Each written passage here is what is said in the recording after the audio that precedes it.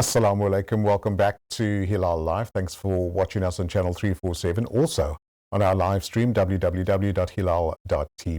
And we all know how social media has impacted and somewhat areas taken over our lives as well. In most cases, enhanced our business, but also at the same time enhanced how we, perceive our day-to-day life as well. To chat about one of the interesting updates that TikTok has now introduced on the Zoom link, we've got CEO of Naz Consulting International, Sister Nazareen Ebrahim. Assalamu alaikum, Naz. Welcome. Walaikum salam. Great to join you again, Luqmaan. Thanks for the invitation. My absolute pleasure. TikTok has become a worldwide phenomenon. It's really impacted social media and how business and personal life is now conducted as well. In fact, to a large point, people have monetized their lifestyle from just using TikTok. But they've introduced a very interesting update. What's the latest, Naz? And this is the interesting one that affects some regions in the world. It's not clear yet who's got the update, but they're testing or trialing a 60-minute video capability. Okay. So to help content creators who want longer form content, do cooking video demos, do more of the creative stuff, beauty tutorials, educational lesson plans, comedic sketches, and more. The stuff that people go on to learn from an educational point of view, to watch, to understand, to teach themselves, and also aligning themselves more with the streaming services who we are familiar with, whether you use Netflix, Prime, Hulu, Disney, or of course their main competitor being YouTube. But the longer form content puts them on track to aligning with their biggest competitor, of course, who is YouTube. Where that's available in the world yet, we're not certain of, but people are testing and trialing that. I think in the US it was a predominant one. But we know that the US has a current conflict with TikTok, pushing for an absolute ban. And so this is interesting to see how it will play out. But for the rest of the world, particularly in South Africa, where you've got around 26 million people who use the internet as of latest statistics from last year coming into this year, TikTok sits at around 74% of that market as the third most used platform. Wow. Interesting to understand how we want to tell better and longer stories. That's very interesting stats. And it's really an app that's taken over most of the world as well. I can't help to think or to imagine that it's now become competition for the likes of YouTube and some of the other social media platforms as well. Not so, Naz? Absolutely. TikTok has been on, it's like how you talk about Shein and Temu as competitors to shopping experiences now, and Take a Lot really having to ramp up their game with Amazon establishing operations in South Africa. The same with TikTok having firmly had a foothold as being one of the leading social media platforms in the last 2 years, with streaming capabilities, with the ability to be very sticky, to keep people on the platform, to drive content, to keep you engaged, despite you trying to leave the platform. People would report watching 7 to 8 hours worth of content, which became a problem. And you read many stories in the past 2 years of people also trying to detox. But being a direct competitor, it has gained an absolute foothold across the world. If you look at the capability of TikTok to be just as great, if not better, than YouTube. The benefit with YouTube, of course, is the massive capability behind it, not having the geopolitical tensions or nightmares that it do, except, of course, in China.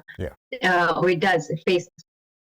With YouTube being part of the larger Alphabet group. So, of course, YouTube forms a stable with using everything that Google has to offer in their suite, from Gmail to Calendar to whatever other Google apps you may use. But YouTube has always been directly influential in aiding education, learning, and hosting of content and long-form content. It hasn't lost that capability in the market. And so TikTok, to keep what would be, when you have news in the market around, you have good PR and you have bad PR, but you also have market sentiment and you have market confidence.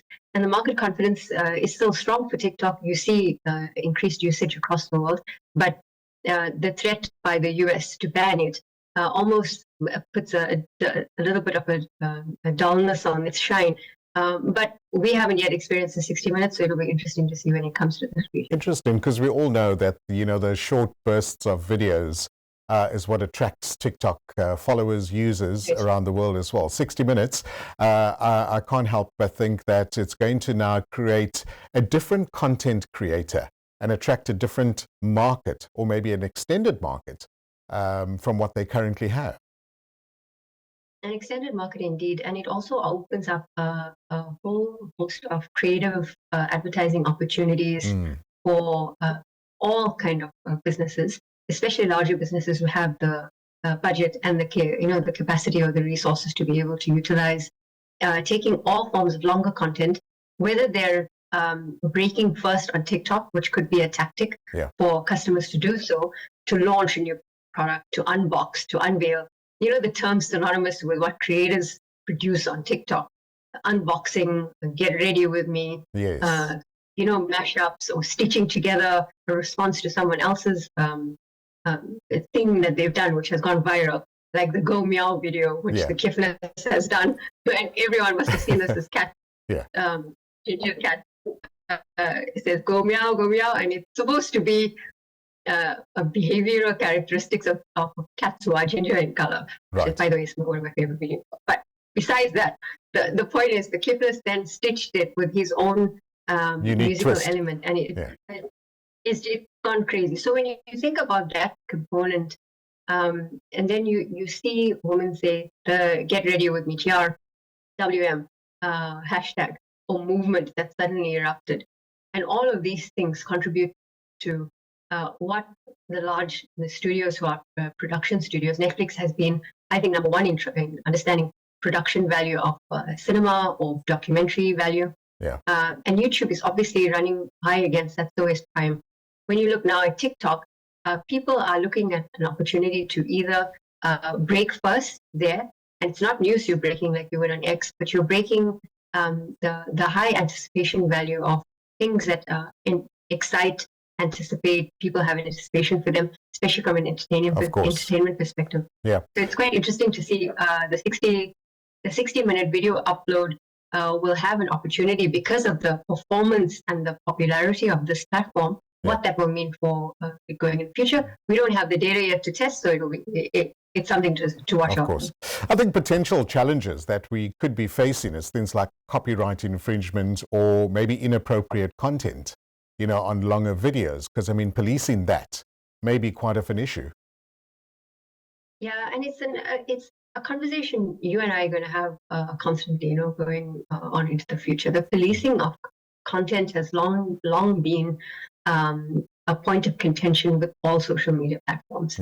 If you think about, and I will talk about Shochu, TikTok CEO, has mentioned many times in his absolute grilling he gets whenever he's presented the US Senate, around the human moderation teams that they have, which he claims one of the highest in the world compared to other social media platforms, talking about how they're really interested in the user experience, the user value, and what it means to be fully immersed in an environment that not only entertains you in a way that is truly personalized to you, but also gives you an opportunity to experience content that talks to their values of giving people an opportunity to express themselves. This is what he says. He sounds quite similar to many of the social media or founders or CEOs, Mark Zuckerberg, Elon Musk, and then prominent owners of news outlets like Jeff Bezos owning, I think he owns the Washington Post, if I'm not mistaken.